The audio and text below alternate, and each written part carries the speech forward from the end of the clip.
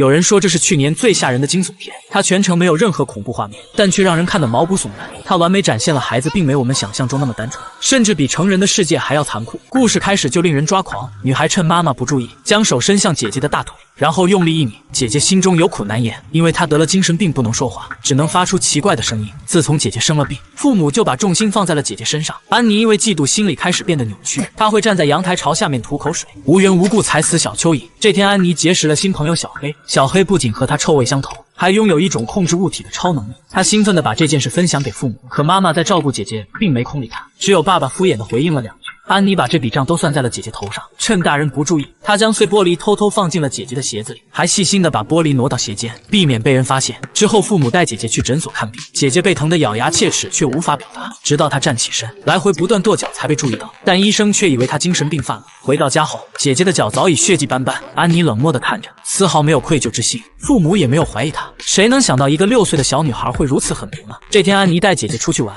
碰到了刚认识的小黑。为了取悦对方，安妮用力地掐姐姐的手腕，小黑见对方毫无反应，也跟着掐了起来。安妮呆呆地看着，并不打算上前阻止。随后，她丢下姐姐一个人，和小黑来到了附近的树林。他们在这里发现了一只小猫，这让两人想到了新的玩法。只见小黑抱着猫咪来到6楼，然后毫不犹豫地丢了下去。好在猫咪命大，拖着断腿跑了。可小黑并没打算就此罢手，他找到奄奄一息的猫咪，把脚踩在它的头上。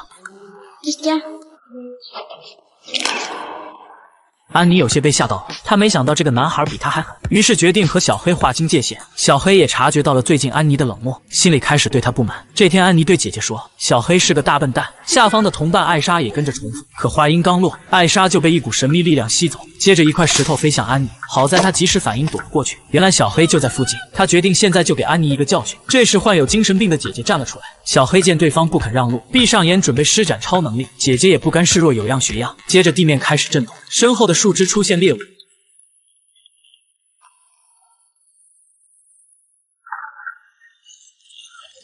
小黑直接呆住了，原来安妮的姐姐也拥有超能力，并且比她还强。回家后的小黑越想越气，看着对面玩手机的母亲，他开始了恶作剧。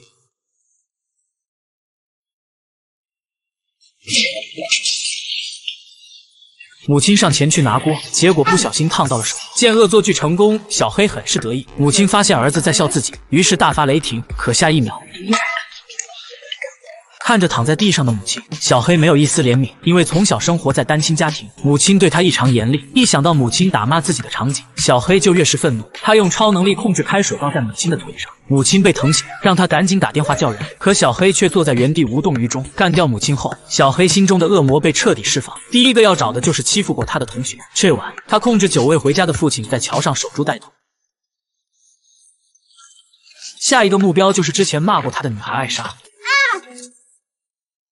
在小黑的控制下，艾莎瞬间感到呼吸困难，就像被人掐住了喉咙。见艾莎瘫倒在地，安妮冲上去赶紧扑倒了小黑。小黑被彻底激怒，将矛头又指向了安妮。好在这时姐姐察觉到危险，及时赶了过来。小黑知道自己不是对手，只好先回去再做打算。到了晚上，小黑开始了他的报复计划。只见艾莎的母亲不受控制，背后还藏着一把刀。隔天一早，安妮就看到了艾莎的死讯，她知道这肯定是小黑做的。安妮意识到自己身处险境，想要活命，就必须先把对方干掉。行动前，她扑进了母亲的怀里。没人知道这个小女孩正经历着什么。安妮把小黑约了出来，然后哄骗对方爬到桥边。就在她准备下手的时候，有个邻居正巧路过，安妮不想错过这次机会，心一横就把他推了下去。见邻居追了过来，安妮吓得拔腿就跑，可小黑刚好摔在草坪上，并没有死去。安妮躲在树林，害怕极了，捡起一块玻璃碎片，紧紧握在手里。这时安妮出现了幻觉，地上的树枝莫名变成了蟒蛇，还有个断腿的人朝她走来。安妮被吓得连连后退，丝毫没意识到自己走到了马路中央，恐惧使她握紧了手里的碎片，传来的刺痛让她清醒过来。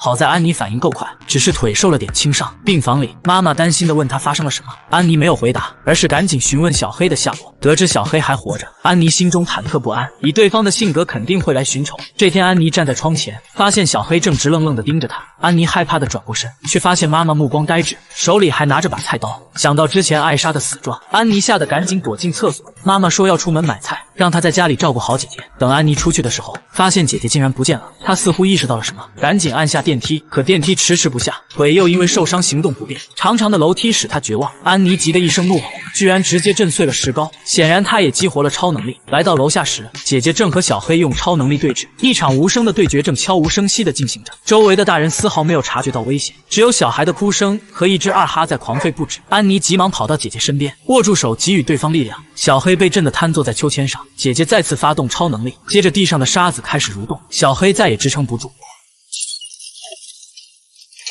影片到此结束，很多人看完这部剧都说它是年度最佳惊悚恐怖片，因为主角是一群无知的孩子，不同的成长环境让他们有着不一样的心理路程。小黑表现出的恶，无疑是受到原生家庭的影响，母亲对他非打即骂，就算最后杀死母亲，他也没有任何波动。还有那个被小黑杀害的女孩艾莎，同样是单亲家庭，但妈妈却对她很温柔。安妮的姐姐虽然是弱智，但父母对她的爱从未减少。本剧最大的亮点就是安妮，本以为她才是反派，随着剧情的发展却让人出乎意料。在我看来，她扮演的是不断成长的普通人，一直在善恶中摇摆不定。当她意识到小黑会对家人造成威胁时，也勇敢地站了出来。这个故事告诉我们孩子从小教育的重要性。如果大家有其他看法，欢迎留在评论区。嘿嘿。